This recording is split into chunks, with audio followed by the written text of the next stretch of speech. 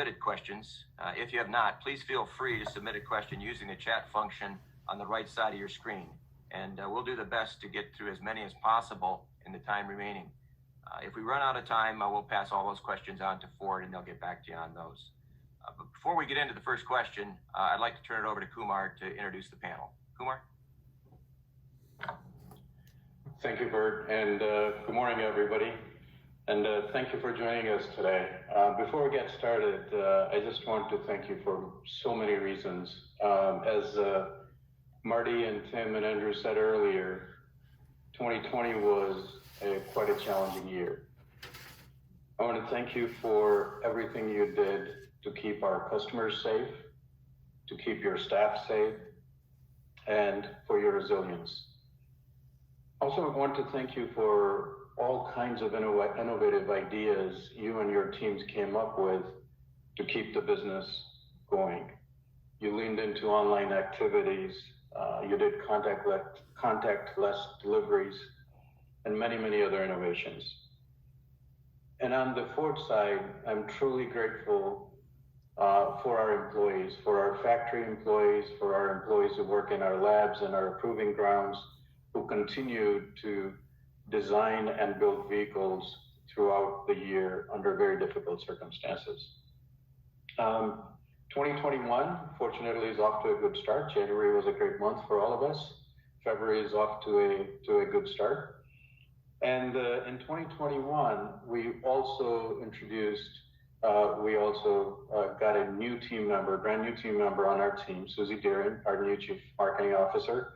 Susie's met several of you already virtually, but this is the first opportunity for her to speak with all of our dealers. So I'm going to ask Susie to say a few words, then I'll come back and introduce the panel, and then Bert will take questions. So Susie, all yours. Perfect. Thanks, Kumar. And hello to each and every one of you. As Kumar mentioned, I've had the great opportunity to meet several of you, but of course, I look forward to being able to get out into your communities and not just get to know you through this one-way type of experience. But look, I want to build on a lot of what has been said today. First is, it's really amazing to see the resiliency. And, you know, if one thing has proved out true, which is technology has been our friend through this transition, and you all embrace that in such incredible ways. One, to help keep your staff safe, but at the same time to also deliver and connect with your customer. And I think this is one of those great pivot points for where you see clearly in our plan for Ford and where we want to move the business, that technology is such a core component of that. And so the key though for Ford and the differences, and what I'm excited about being part of, is we are human. We are a personal brand. This is a family. You all say that all the time. It's how I have felt coming in here 6 weeks, starting my 6th week into the business. I have felt like I have joined a family. And there's something really special and unique about that I look forward to continuing to really expand with each and every one of you. And at the same time, understanding that technology can be our friend in that regard, and expanding our audiences and thinking about the various different customers that we want to reach out to. And that means that we may have to reach into different channels and utilize those channels differently to make those connections. And of course, all the connectivity that we need to make advancements on. So I couldn't think of a better way to come into this year. I'm super excited about being able to take on these challenges with each and every one of you. And I look forward to meeting you personally as we continue through the next several days and months and get past this point in time with the pandemic. So thank you so much for the warm welcome. Appreciate it. Thank you, Susie, and it's fantastic to have you on the team. Okay, so here's today's panel. Tim Hovik, as you know, everybody knows Tim, our Ford Dealer Council Chairman. Marty Duncan, our Select Dealer Council Chairman. Susie Deering, you just met, our new Chief Marketing Officer. Marion Harris, President and CEO of Ford Credit. Frederick Toney, President of Customer Service Division.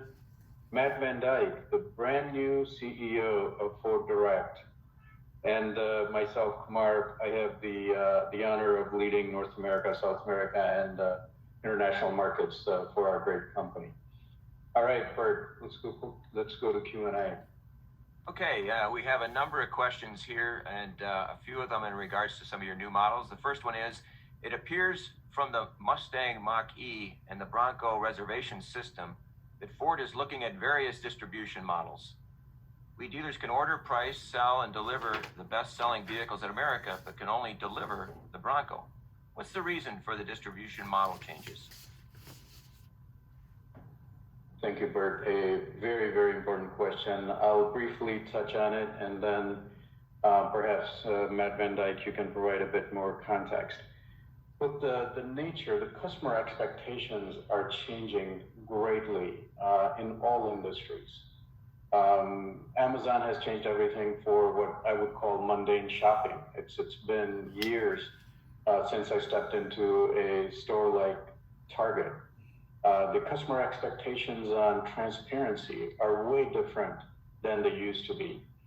And the availability of technology allows us all sorts of opportunities that we didn't have before. All of us have experienced what all of us call the commodity issues, where we plan on certain number of commodities, for example, certain kind of wheels, and the demand is different, and then we struggle to break those constraints. So the reservation type of system allows us to get a much earlier view of what the true demand is going to be on certain things. So a combination of customer expectations and a combination of technology that's available to us, all of us together, not just the company, all of us together need to evolve how we sell vehicles to our consumers. And this is something we work very closely with your council. So I will ask Matt to add some more context on this particular question. Thanks, Kumar. Exactly. Just building on what you said, and what you heard from Tim and Marty up front, e-commerce is on the minds of everybody, and that's a pretty broad topic. In fact, 83% of you in the NADA survey from last year said that digital retailing and e-commerce was really the biggest area of change that you were experiencing and know that you needed to invest in. So we're doing it together. And as Kumar said, some specifics are, on Mach-E, we were really reaching out to customers who, in many cases, were shopping against Tesla in a pure online, clickable environment. And we knew that we needed to serve these customers to meet their needs when we had the reveal. Things were a little bit different for Bronco. For Bronco, what we really wanted to do was capture the tremendous interest in the product. As you all know, in the first 24, 36 hours of the reveal, we had more than 10 million people visit Ford.com, and our goal was to capture those leads. One of the most important things we had done there was change and have the reservation deposit taken directly from FordPay to each dealer individually, because listening and partnering with dealer council, we wanted to evolve from how we did it with Mach-E, and we want you all to be directly in control of the transaction. So we're going to continue to work together. The e-commerce tool Ford Express Buy is something that is entirely designed for dealers to serve customers better. And there's tremendous flexibility in that tool.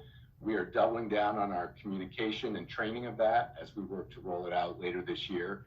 And we'll do it in very close concert with dealer council and their input. Thanks, Matt. And I'd ask Tim to add his point of view as well. That'd be very helpful. Yeah, well, thank you, Kumar. It's, the dealer body, we're right in the middle of this right now. And I know all of you out there, it's a different animal. And council is in the middle of this. And, we're trying to figure it out representing you. Obviously, these were two really unique products. So Mach-E, the company needed to know because of the ZEV states and how many they have to sell in different places.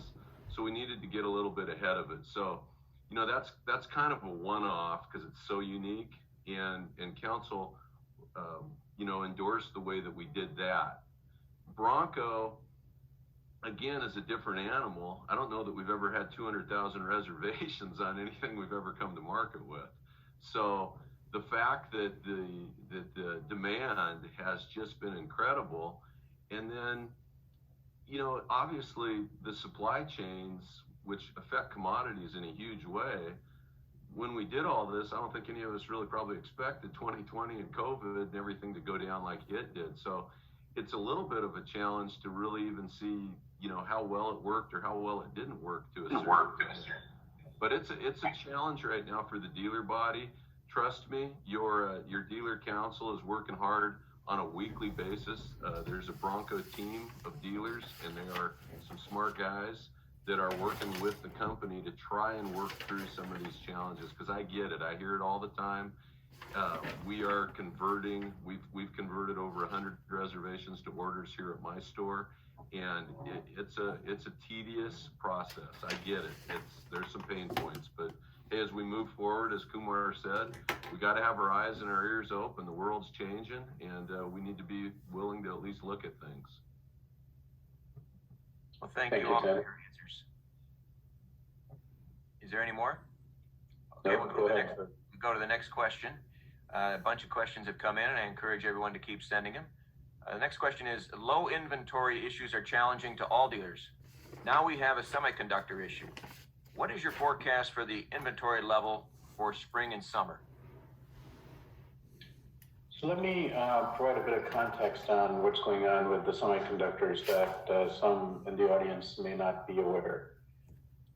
When the pandemic struck in March-April timeframe, two things happened. The auto industry production went down, and the demand for electronics, things like laptops, because all of us, thousands or hundreds of thousands, maybe millions of people started working from home.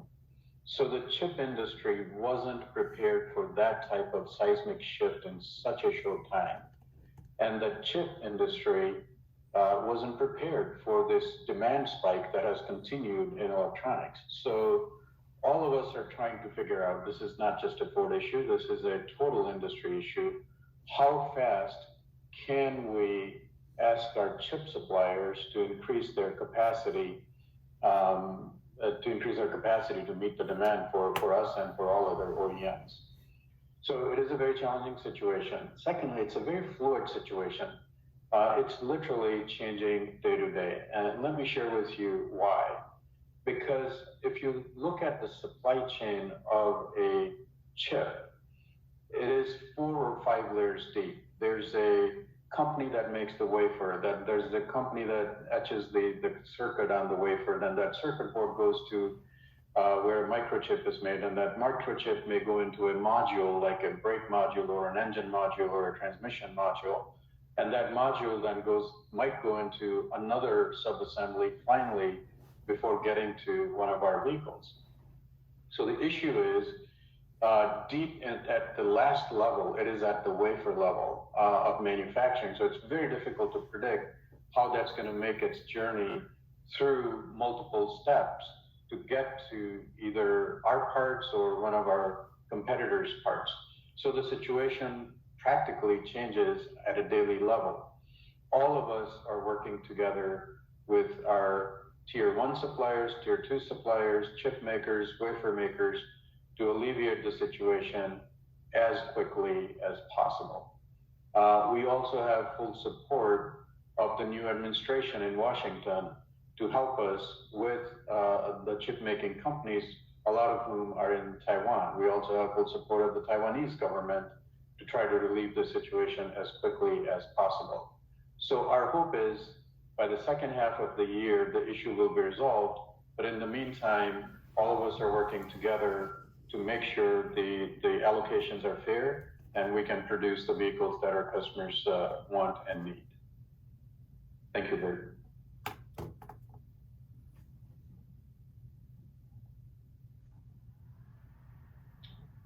Bert, you might be on mute.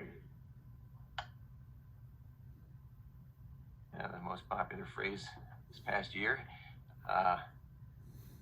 Okay, I'm back on here. Next question is something that does come up frequently, and I think you addressed it in the presentation, but they'd like to hear a little more apparently. Data sharing and data security are huge issues for all of us. What is Ford doing to help us? So, Mr. Matt Van Dyke, the brand new CEO of Ford Direct, can you please help with the question? Yeah, I can, but I'm actually going to let Tim take the first swing at it. Tim knows exactly what we're all doing together. Okay, well, again, thanks. I just want to update the dealer body.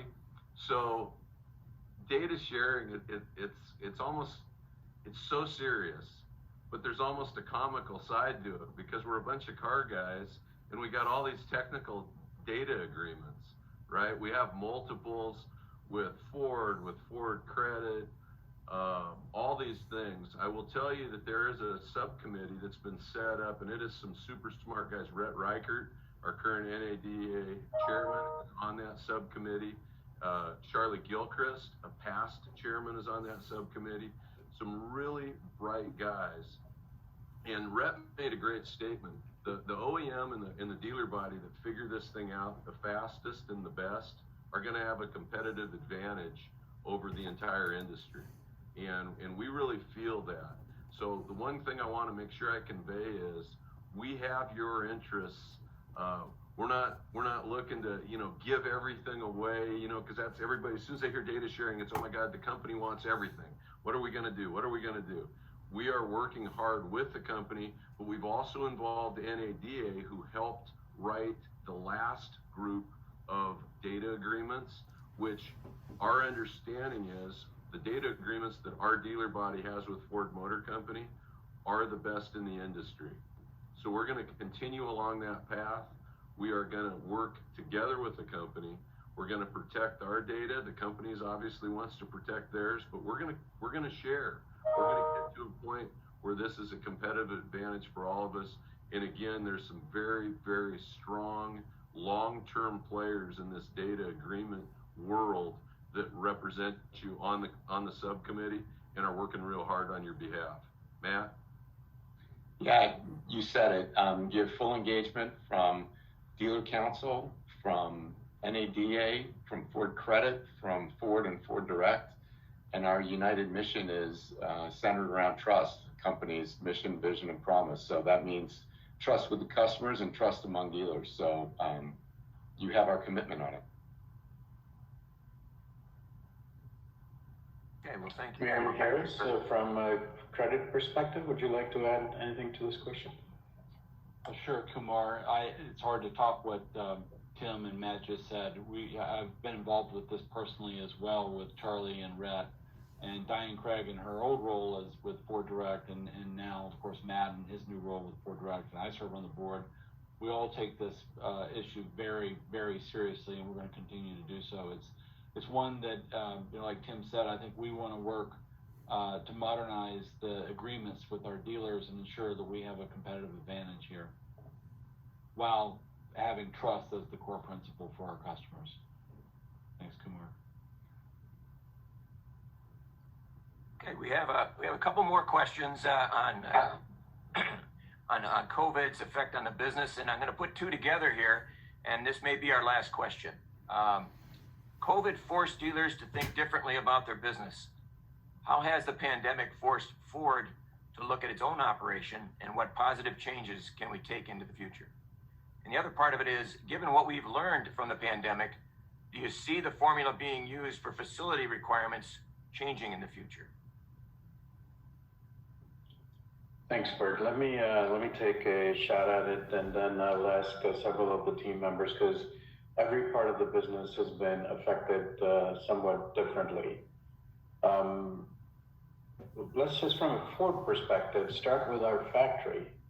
When the pandemic began, I remember being in a meeting and asking the team, what if? So keep in mind, we've been living with this since February now, but at that time, none of us knew what this meant and how long this was going to last, how devastating it was going to be. I remember us discussing, what if it's here to stay for a few months? How will we build cars?